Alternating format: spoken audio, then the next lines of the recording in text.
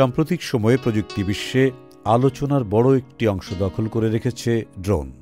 নানা কাজে ব্যবহৃত হচ্ছে এই যন্ত্রযানটি। এরই মধ্যে পর্তুগালের প্রযুক্তি প্রতিষ্ঠান টেকেভার বলছে, মানুষের চিন্তা দ্বারাই নিয়ন্ত্রণ করা যাবে ড্রোনকে।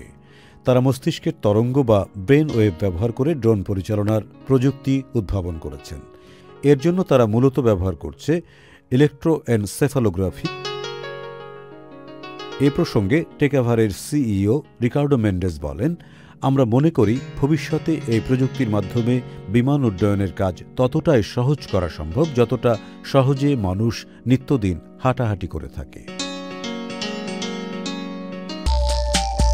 সুখবর প্রতিদিন।